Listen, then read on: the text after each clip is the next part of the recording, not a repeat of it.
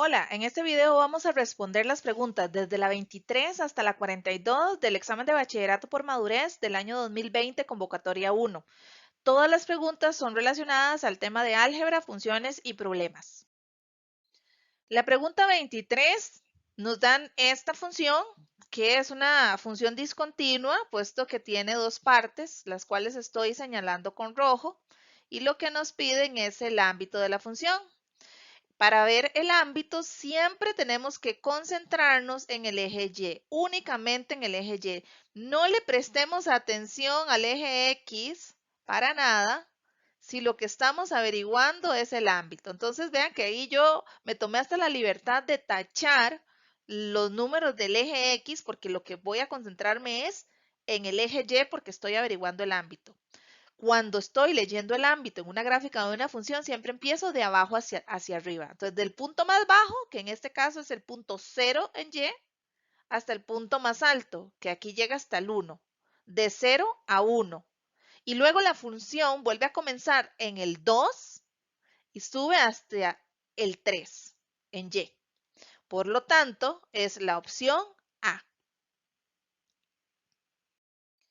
En la pregunta 24 nos dan la gráfica de una función discontinua, es la función g, la cual estoy aquí marcando con un color más fuerte para concentrarme en ella. Y aquí lo que nos piden es el dominio a partir de lo que se muestra en la gráfica. Como hice en la anterior, pero en este caso con el eje Y voy a tachar estos números porque no los quiero ni volver a ver. No me quiero desconcentrar viendo Y. Voy a ver únicamente los del eje X porque estoy averiguando el dominio. Cuando yo leo el dominio en una gráfica, siempre empiezo de izquierda a derecha.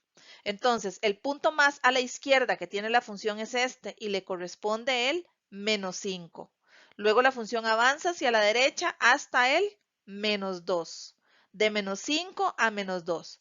Luego la función continúa en el 1 y sigue hacia el 2. Por lo tanto, es la opción D. En la pregunta 25 nos dan datos de la función f y nos dicen esta información de manera simbólica. Muchas veces no le prestamos cuidado a esa información, pero es muy importante.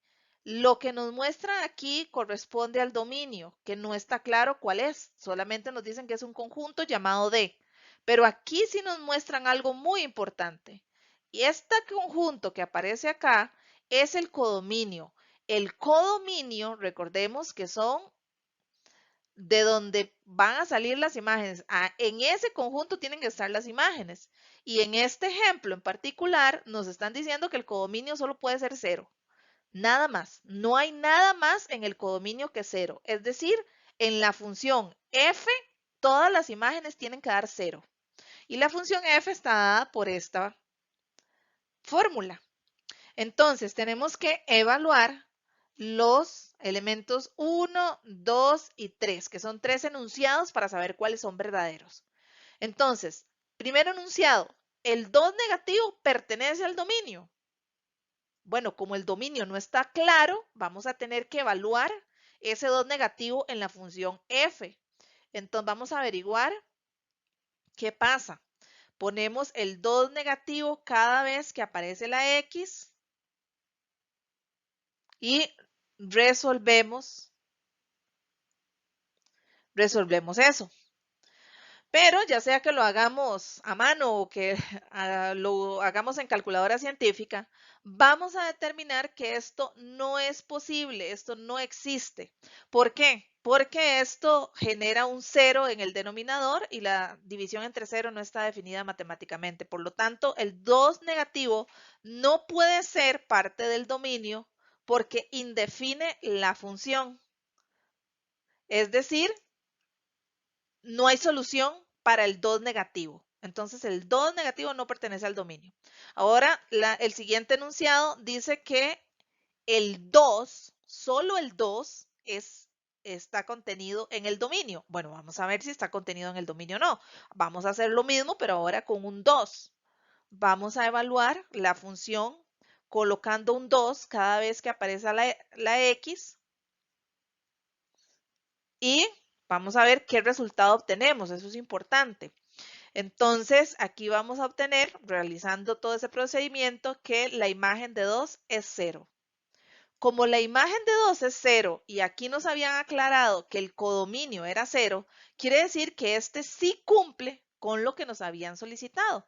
Es decir, perdón, con lo que nos habían dado denunciado. Es decir, que el codominio es 0, porque la imagen de 2 dio 0. Por lo tanto, el segundo enunciado es el verdadero.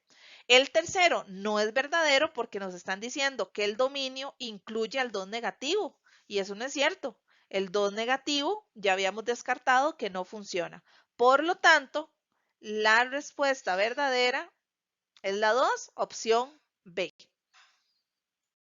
Acá nos dan información gráfica y algebraica con respecto a tres funciones diferentes. Esta es la función f, esta es la g y esta es la r, para responder las preguntas 26 y 27. Bueno, pero para responder la 26 solamente necesitamos enfocarnos en la función f, es decir, en esta representación gráfica.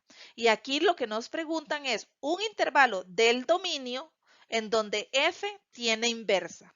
Si es del dominio, de nuevo, vamos a concentrarnos únicamente en el eje X, no nos interesa el eje Y. Ahora, para que f tenga inversa, tiene que ser inyectiva en ese intervalo del dominio. Por lo tanto, esta función f en sí no es inyectiva, no es inyectiva, pero podría ser inyectiva si solo tomamos esta parte de la función. Si solo tomamos este intervalo, en ese intervalo sí es inyectiva, en ese intervalo sí tiene inversa. También podríamos tomar solamente este otro intervalo, este también nos funcionaría. Entonces, evaluemos las opciones. Aquí nos dicen que una posibilidad es de -1 a 1. Veamos, de -1 a 1, en este intervalo la función no es inyectiva, ese no nos sirve. De -2 a 1, perdón, de -2 a 1, de -2 a 1 es este intervalo. En ese intervalo la función tampoco es inyectiva porque abarca este pedazo de acá, que es un pedazo constante y ahí no es inyectiva. Luego, de -4 a -2, veamos, de -4 a -2 es este intervalo de aquí y la función hace esto. Este cambio de dirección que hace la función no nos permite que en ese intervalo sea inyectiva.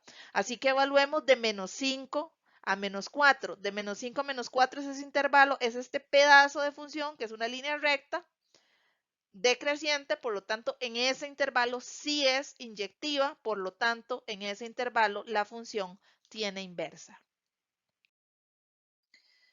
En la función 27 trata sobre composición de funciones.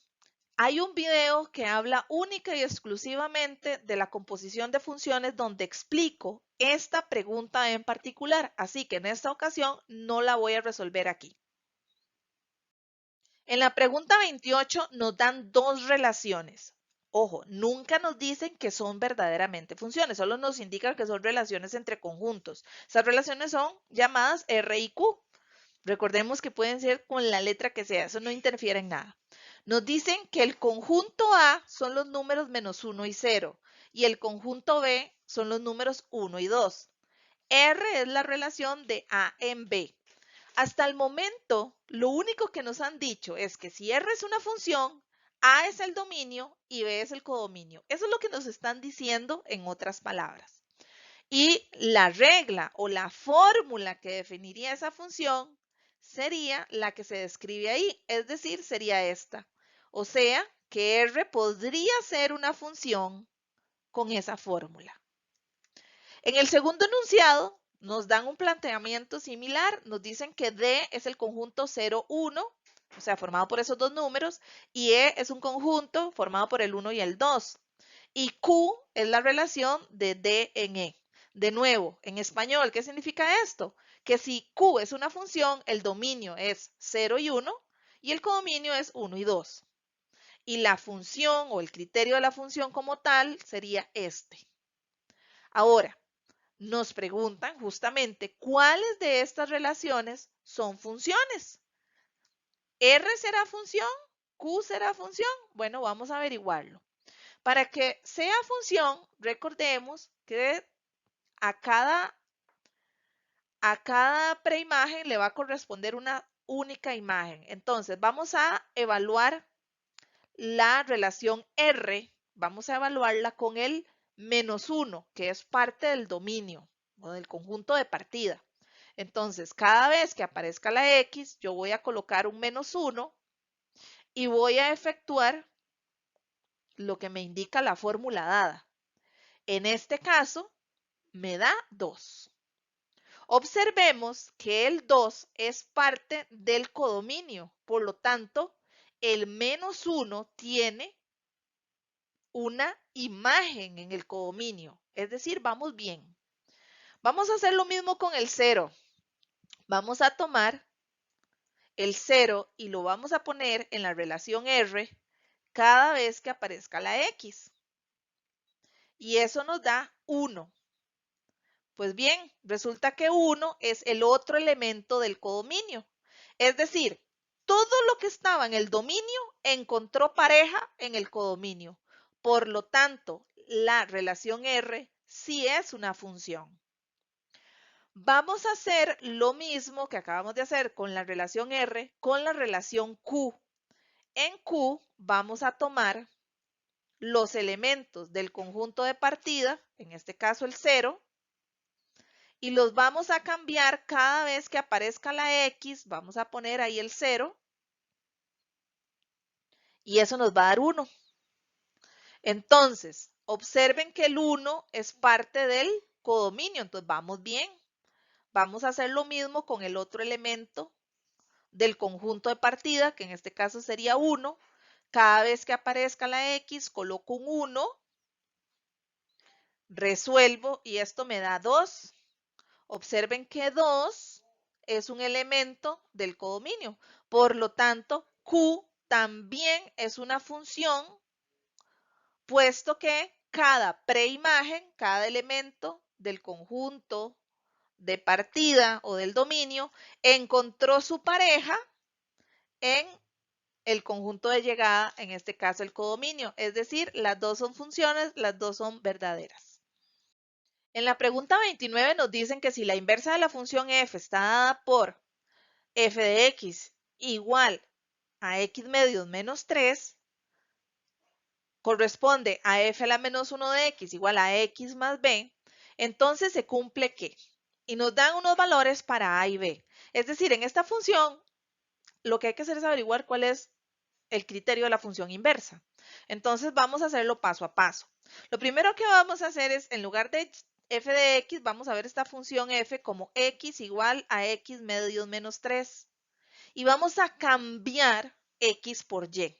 Lo que antes era y, ahora va a ser x, y lo que antes era x, ahora va a ser y.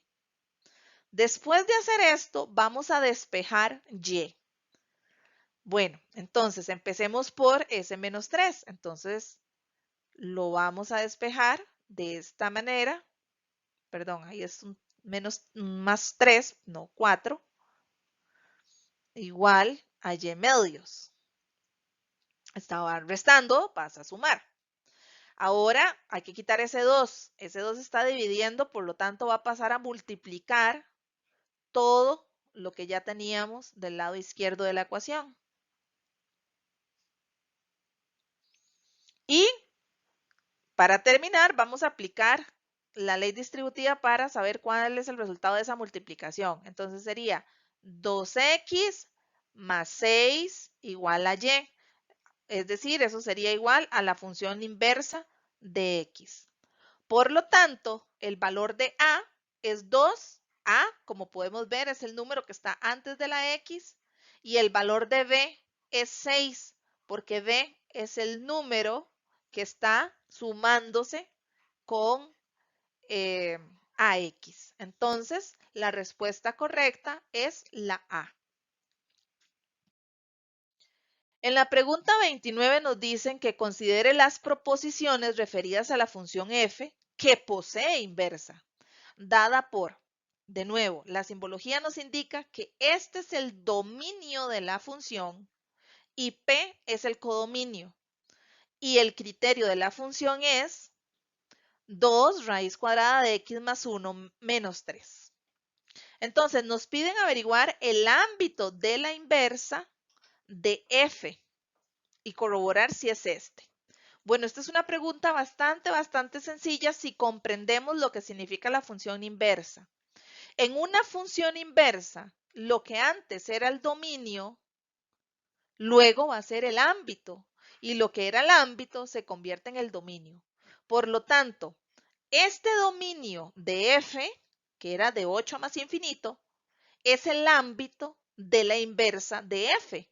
Y aquí me dice otra cosa completamente diferente. Por lo tanto, esta es falsa. Este enunciado no es verdadero porque el ámbito de la inversa es exactamente igual al dominio de la función f. Entonces, esta no. Ahora nos dicen, el dominio de la inversa corresponde de 8 a más infinito. Bueno, el dominio de la inversa va a ser el ámbito de la función f. Y como no sabemos cuál es el ámbito de la función f, solo tenemos que averiguarlo. Entonces, ¿cómo lo hacemos? Bueno, vamos a tomar la función f y la vamos a evaluar en 8. Es decir, cada vez que aparezca la x, lo que voy a hacer es poner un 8 y resuelvo. Aquí tenemos 2 por 3, 6, menos 3, da 3. Ok, al evaluar el 8 en la función, obtenemos que un extremo del ámbito es el 3. Y acá nos están diciendo que un extremo del ámbito es 8 y el 3 no aparece. Por lo tanto, esta es falsa también, porque no coincide este elemento del ámbito con el que nos están diciendo aquí que sería el dominio de la inversa. Entonces, no. De hecho, el 3 queda completamente fuera de este intervalo. Por lo tanto, ninguna es verdadera. Aquí tenemos la pregunta 31. Dice que si D es una recta dada por Y igual a menos 4x más B y 1,2 es un punto contenido en ella, entonces D interseca al eje Y en... Pues bien, esto es una pregunta completamente de función lineal. Aquí esto es una función, una ecuación de una recta, como nos lo dicen, es una función lineal. Y lo que tenemos que hacer es averiguar el valor de b. ¿Por qué? Porque justamente es en el valor de b donde una función lineal interseca al eje y. Entonces, para eso vamos a utilizar este punto dado y lo vamos a sustituir en la función que nos da. El 1 corresponde a x, el 2 corresponde a y. Entonces, vamos a sustituir esos valores en la función que nos dan. Entonces, veamos. Dice, y vale 2. ¿Ok? Y x vale 1. Y no tenemos el valor de b. Ya sea que lo hagamos a mano o que lo hagamos en las calculadoras científicas con capacidad de resolver ecuaciones como esta con la función ShiftCalc, vamos a obtener el valor de b despejando. Yo lo voy a hacer a mano. Entonces aquí tenemos 2 es igual a menos 4 más b, es decir, 2 más 4 es igual a b. 6 es igual a b. Entonces ya tenemos que b es 6. Entonces, como b es la intersección con y, ese 6 estaría en la posición y del par ordenado 0,6. Es la opción B. Pregunta 32. Considere las siguientes proposiciones de la recta dada por y igual a 3 más x. De nuevo estamos en una pregunta de función lineal. La pendiente de la recta es 1 y la intersección con el eje X es 3,0. Hay que determinar cuál de esos enunciados es verdadero. Bueno, para empezar, tenemos que tomar en cuenta que esta función, por decirlo de alguna manera, está desordenada. Estamos acostumbrados a que el criterio de la función, la pendiente esté primero y luego la intersección con y. Ahora sí, se ve mejor. Recordemos que la pendiente de una función lineal corresponde al número que está antes de la x, que en este caso no se ve ningún número, por lo tanto quiere decir que la pendiente sería 1. Efectivamente, esta es verdadera. Ahora, la intersección con el eje X es 3,0. Recordemos que para sacar la intersección con el eje X, igualamos Y a 0 y encontramos el valor de X. Es decir, resolvemos esta ecuación, ponemos un 0 en Y y resolvemos esa ecuación. Y resulta ser que al resolver esta ecuación nos da que X es igual a menos 3. Por lo tanto, esta es falsa, porque aquí nos dice que la intersección es 3,0 y realmente la intersección con el eje X es menos 3,0. Por lo tanto, esa es falsa. La única verdadera es la 1. En la pregunta 33 nos dicen, si el punto mínimo de la gráfica de una función cuadrática corresponde a 1,3, entonces su ámbito corresponde a.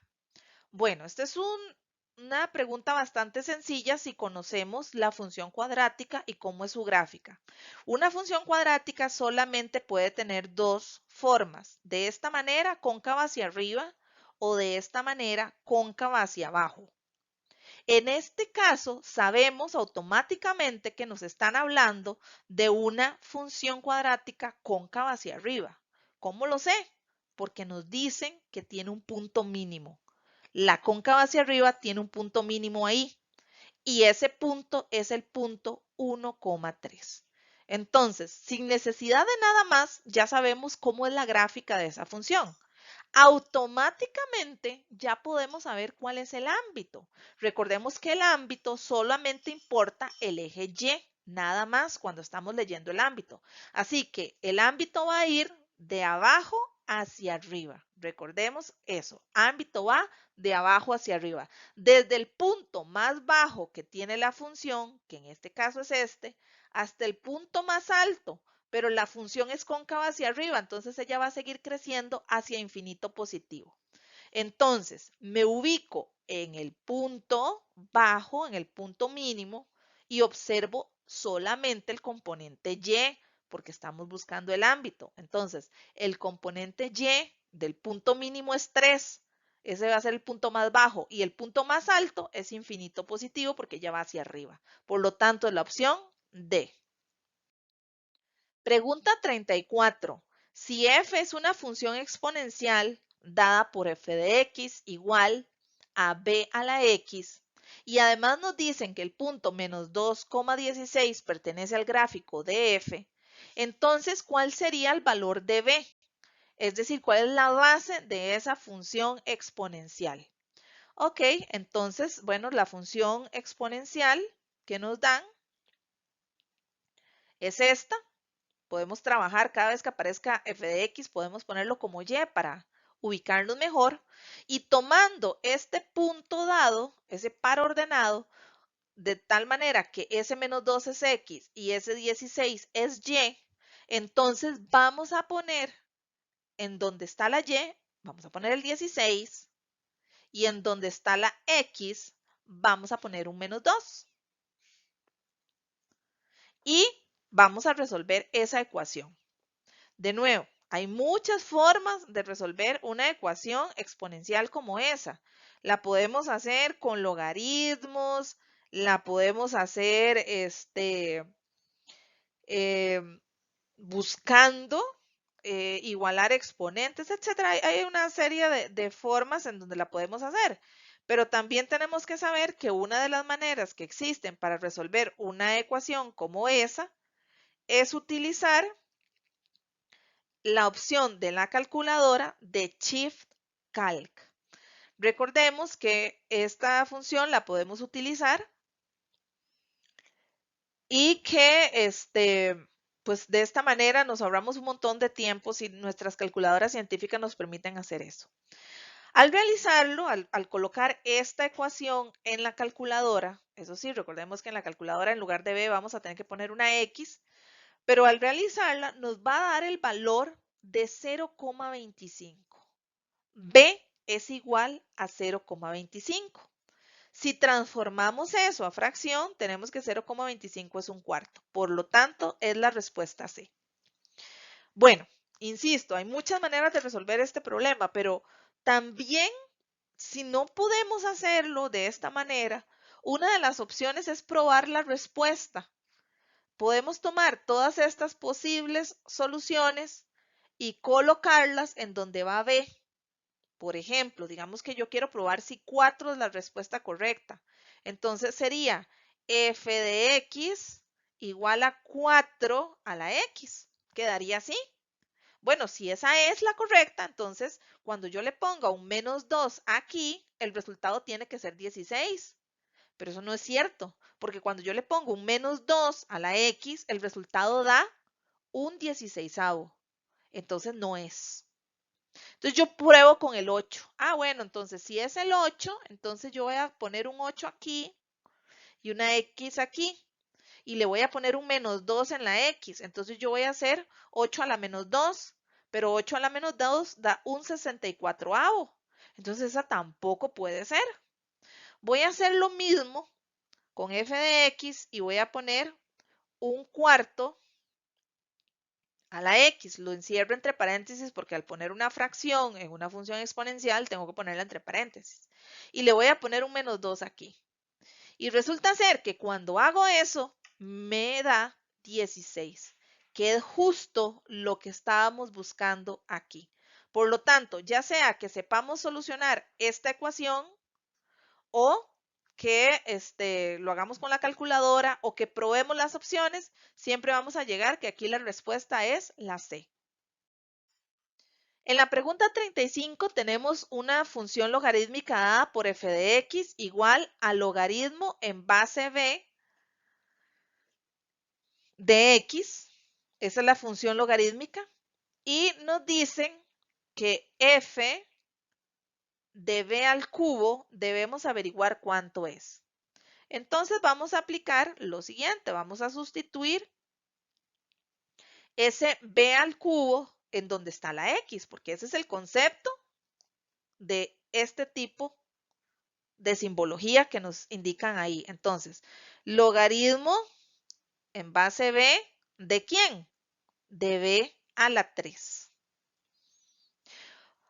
Algunas personas entrarán en crisis porque dicen, pero es que yo no lo sé hacer con la letra B, yo lo sé hacer con números. No pasa nada, es exactamente lo mismo. Bien, por propiedades de logaritmos, cuando tenemos un exponente acá en el argumento del logaritmo, ese exponente pasa a multiplicar.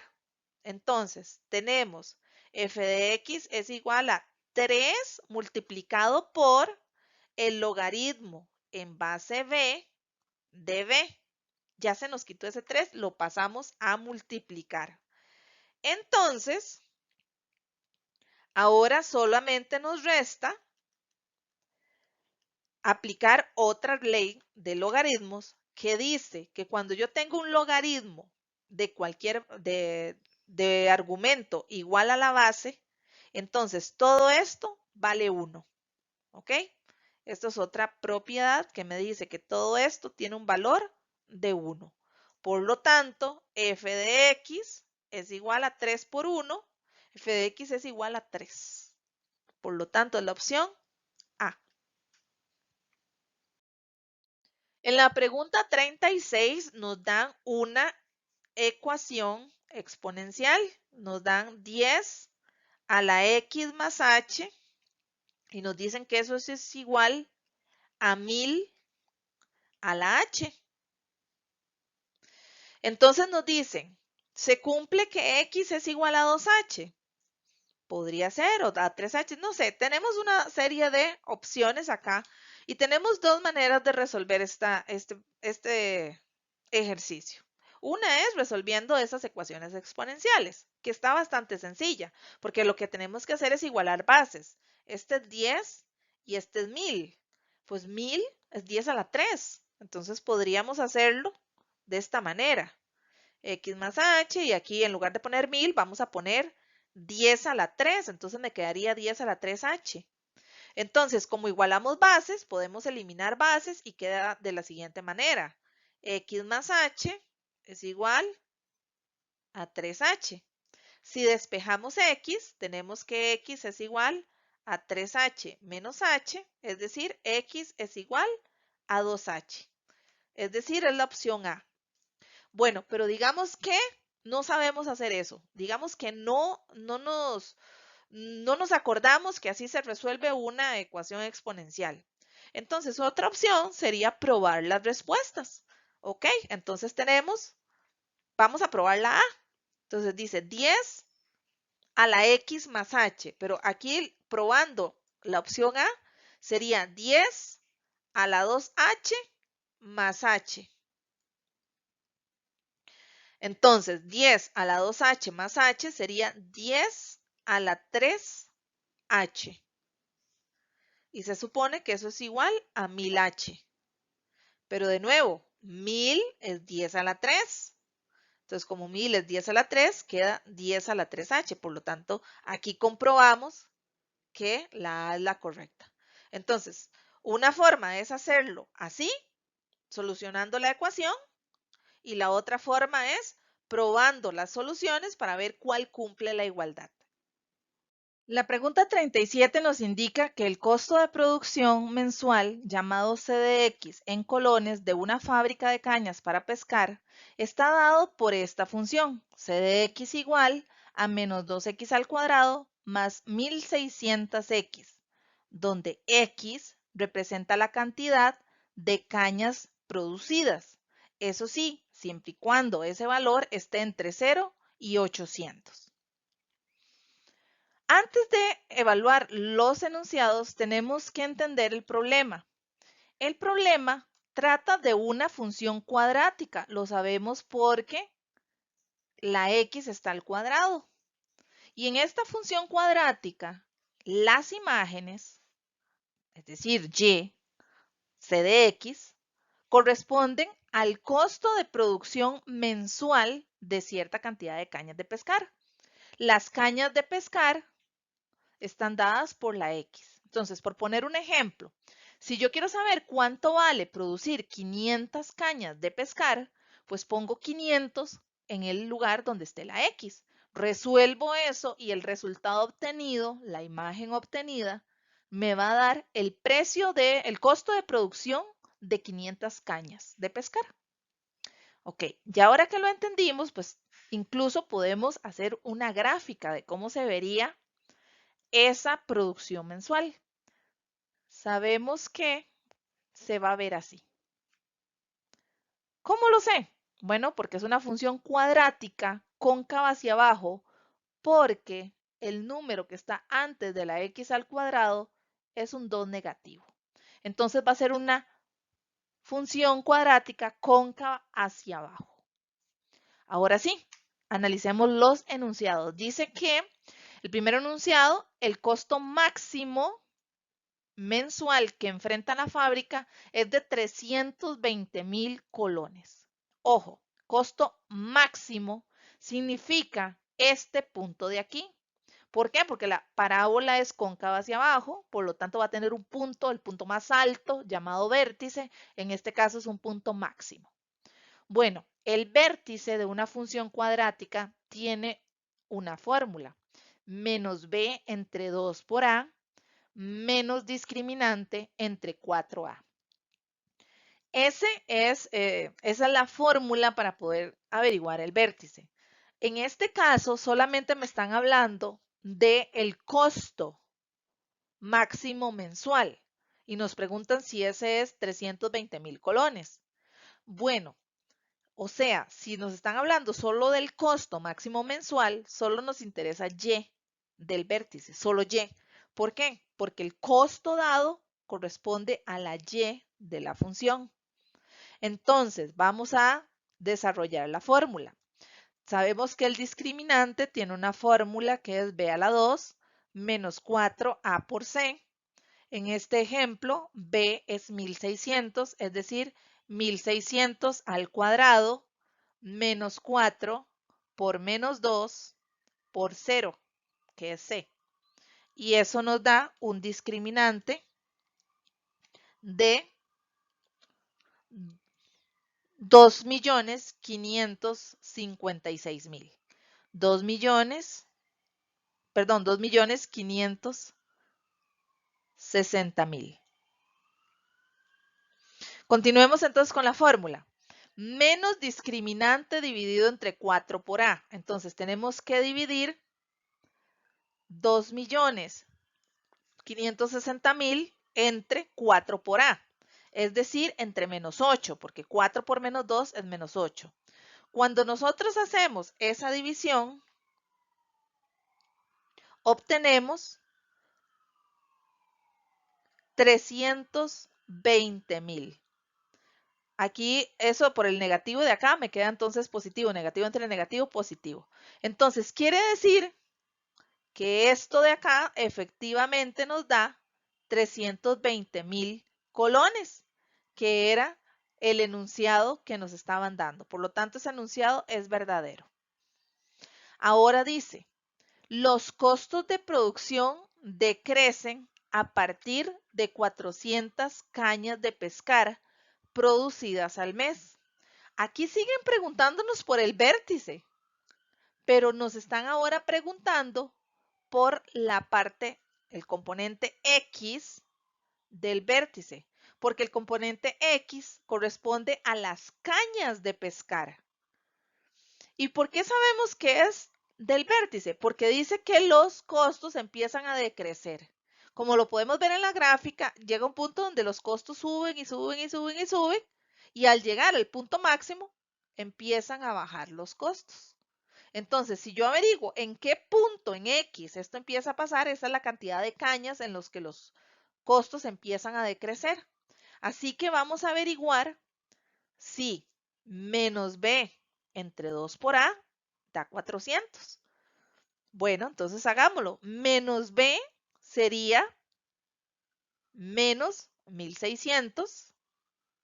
Entre 2 por A sería 2 por menos 2. Entonces, si hacemos esa división, tenemos que 1600 negativo entre 4 negativo, eso nos da 400. Efectivamente, se cumple que cuando se producen más de 400 cañas de pescar, es ahí donde los costos empiezan a bajar. Por lo tanto, el enunciado número 2 también es verdadero. Ambas son verdaderas. En la pregunta 38 tenemos un problema. Vamos a analizarlo. Don Fernando suele pagar por un bollo de pan y un litro de leche 1.100 colones. Pero hoy, como tiene visitas, compró 3 bollos de pan y 2 litros de leche, por lo que pagó 2.700 colones. Supóngase que los precios de cada bollo de pan es el mismo y que cada litro de leche tiene el mismo precio. ¿Cuánto pagó don Fernando en colones por cada litro de leche? Bueno, en este problema nos están hablando de dos cosas diferentes. Nos están hablando del precio del bollo de pan y del precio del litro de leche. Por lo tanto, estamos ante un problema que se resuelve mediante un sistema de ecuaciones. Vamos a llamar primero que todo con X al precio del bollo de pan y vamos a llamar con Y al precio del litro de leche. De esta manera, vamos a formar las ecuaciones del sistema. En una primera ecuación vamos a utilizar lo que don Fernando siempre paga por un bollo de pan y un litro de leche. Entonces, un bollo de pan más un bollo de leche le cuestan a don Fernando 1.100 colones. Pero hoy compró 3 bollos de pan y también compró 2 litros de leche y por eso pagó 2.700 colones. Entonces, aquí tenemos un sistema de ecuaciones, el cual explico en otro video cómo resolverlo utilizando la calculadora, que es lo que vamos a hacer a continuación. Entonces, una vez que colocamos eso en la calculadora, recordemos que lo que vamos a utilizar son los valores que están frente a las incógnitas, en este caso 1, 1100, luego 3, luego 2 y luego 2700. Eso nos da un valor para X de 500 y un valor para Y de 600.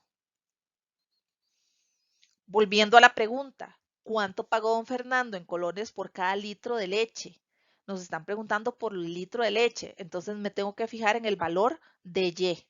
Por lo tanto, es 600. Respuesta B. En la pregunta 39 nos dan una tabla que contiene los datos de una función logarítmica, en donde las preimágenes están dadas por 1, 3, 9 y K, y las imágenes por 0, 1, 2 y 3. Nos preguntan cuál es la preimagen de 3 en esta función, es decir, este valor que está aquí, ¿cuál sería? Entonces, para resolver esta función, sabemos que es una función logarítmica, es un logaritmo, no sabemos en qué base, pero nos va dando esos resultados. Entonces, lo que tenemos que hacer es descubrir cuál función logarítmica es.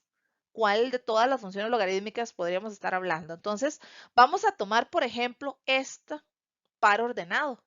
Vamos a tomar el par ordenado 9,2 y vamos a poner esos valores en la función logarítmica. Vamos entonces, en donde está la y, iría un 2. Entonces vamos así, logaritmo en base b, y en donde está la x, vamos a poner un 9. Y podemos resolver esa ecuación utilizando propiedades de logaritmos, utilizando, en fin, una serie de estrategias que nos lleven a encontrar el valor de b. Una de esas estrategias puede ser utilizar nuestra calculadora científica, siempre y cuando nuestra calculadora tenga la posibilidad de resolver ecuaciones. Entonces, con la función ShiftCalc, vamos a buscar el valor de la base. Recordemos que si lo vamos a ingresar en la calculadora no reconoce la variable b.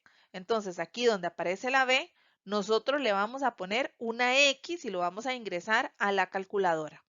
Colocamos esta función en la calculadora, le damos Shift Calc y tenemos que esperar unos segundos para que la calculadora nos tire el resultado. En este caso me está diciendo a mí x igual a 3, pero ya sabemos que no es x, es b. Entonces sabemos que la base de ese logaritmo es 3. Ojo, la base. Por lo tanto, ya sé que esta función va a ser así. Logaritmo en base 3 de x. Ya sabemos cómo es la función. ¿Qué hay que hacer ahora? Bueno, averiguar la preimagen de 3. Entonces, si vamos a averiguar la preimagen de 3, vamos a utilizar esta función y donde va la y, vamos a poner un 3. De esta manera, recordemos cómo va quedando. Y igual al logaritmo en base 3 de x. Ok, entonces donde va la y, yo voy a poner un 3. 3 es igual al logaritmo en base 3 de x. Así que igual lo puedo hacer aplicando propiedades de logaritmos o de nuevo lo puedo hacer en la calculadora con la función de ShiftCalc y esperamos a que la calculadora nos dé el resultado. En esta ocasión salió más rápido y nos dijo que x es igual a 27. Así que es la opción D. La pregunta 40 es un problema. Nos indica que una fábrica gasta 4,000 colones por cada par de zapatos confeccionado, más un monto fijo de 100,000 colones por semana. Entonces, la función del costo total semanal C en colones por la producción de X pares de zapatos corresponde a. Es decir, ¿cuál de estas funciones modela el gasto de la fábrica por cada 4,000 colones que gasta confeccionando un par de zapatos? Entonces, aquí hay que considerar varios datos. Cada par de zapatos va a generar un costo de 4,000 colones, pero independientemente del costo que generen cada par de zapatos, la fábrica va a gastar 100,000 por semana. Entonces, pongamos un ejemplo. Digamos que la fábrica produce 2 pares de zapatos. Entonces, ¿cuánto va a gastar la fábrica? Entonces, sería 2 pares de zapatos por 4,000 colones cada par, serían 8,000 más los 100,000 de costos fijos, porque le tienen que pagar a los empleados, porque le tienen que pagar la electricidad, el alquiler del local, etcétera. Entonces serían 8,000 que costó producir los zapatos, más los 100,000 de gastos fijos, serían 108,000 colones. Si yo solamente produje 2 pares de zapatos. Pero ¿y si produje 10 pares de zapatos? Pues entonces hago lo mismo, multiplico 10 por lo que vale producir cada par de zapatos y a eso le sumo 100,000, que son los costos diarios. Entonces, vean cómo el sentido común o la experiencia de vida nos permite a nosotros determinar lo que hay que ir haciendo para determinar el costo en colones por la producción de zapatos. Entonces, lo que hay que buscar es una fórmula que se adapte a esta situación. Vean que el 4,000 es un gasto fijo, el 100,000 es un gasto fijo. Lo que va cambiando es la cantidad de zapatos que produce la compañía. Por lo tanto, es la opción B, porque tiene 4,000 multiplicado por la cantidad de zapatos que produce más los 100,000 fijos. Acá en la 41 nos presentan un problema que dice que el crecimiento de una población de cierto tipo de insecto se registra durante 4 días en una tabla como la que se muestra. En el día 1 hay 4 insectos, en el día 2 hay 16 insectos, en el día 3 hay 64 y en el día 4 no sabemos cuántos hay una cantidad determinada ahí, que es la que tenemos que averiguar. Entonces, para entender qué número va acá, tenemos que determinar cuál es la función que está regulando este crecimiento de insectos. Sabemos que los crecimientos podrían ser una función exponencial en su mayoría de casos. Entonces pensemos qué función exponencial va creciendo de esta manera, de 1 a 4, de 2 a 16, de 3 a 64, etcétera. Entonces, tenemos una función exponencial que va a ser y igual a elevado a la x. Tenemos que averiguar el valor de a.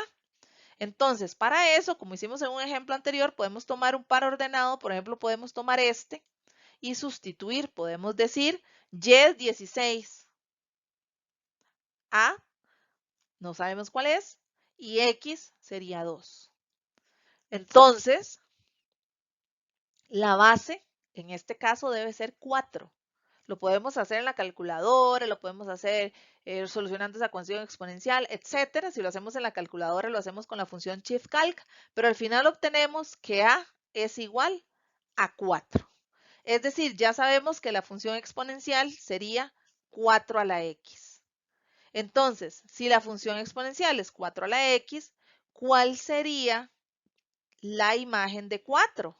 Pues entonces sustituimos ese 4 donde va la x y resolvemos cuánto es 4 a la 4 y esa va a ser la cantidad de insectos que van a haber el día 4. La pregunta 42 nos da una tabla de valores con preimágenes 0, 1, 4, 9 y una preimagen desconocida y los valores de las imágenes son 0, 1, 2, 3 y 4. Tenemos que analizar si la preimagen de 4 es 16. Es decir, si el número que va aquí es un 16. Si fuera así, entonces, pues tenemos que verificarlo identificando de qué función estamos hablando. Por las características de estos pares ordenados, descartamos a una función exponencial o una función logarítmica, porque estos pares ordenados no coinciden con las funciones exponenciales y logarítmicas. ¿Por qué no? Porque en una función exponencial, el par ordenado que le corresponde al 0 es el punto 0,1. Es decir, es una función que pasa por el y en ese punto. Y vemos que aquí dice 0,0, entonces no puede ser exponencial. Tampoco es una logarítmica porque la función logarítmica interseca al eje x en el punto 1,0. Y aquí podemos ver que la función dice que es el punto 1,1, no 1,0. Entonces no es ni exponencial ni logarítmica. Entonces nos queda analizar si es una función lineal, si es una función cuadrática o es una función raíz cuadrada. Pero acá vemos que esta función tiene un comportamiento muy particular. Dice 0 con 0, 1 con 1, 4 con 2, 9 con 3. Aquí, sobre todo en estos dos, podemos darnos cuenta que la imagen corresponde a la raíz cuadrada de la preimagen. Veamos que es cierto. Raíz cuadrada de 4 es 2. Raíz cuadrada de 9 es 3. Raíz cuadrada de 1 es 1. Raíz cuadrada de 0 es 0. Entonces, esta efectivamente es una función raíz cuadrada. Por lo tanto, ¿será cierto que la preimagen de 4 es 16? Sí, sí lo es, porque raíz cuadrada de 16 es 4. Por lo tanto, este enunciado es verdadero. Entonces, en el segundo enunciado que nos dicen el modelo matemático que mejor se adapta a esa situación es una función cuadrática. No, no es una función cuadrática, es una función raíz cuadrada. Entonces, solo la 1 es verdadera. Espero que al analizar estas preguntas de este examen de bachillerato del 2020 hayas podido aclarar muchas dudas y te sientas más preparado para realizar otras preguntas similares. Nos escuchamos en otro video. Adiós.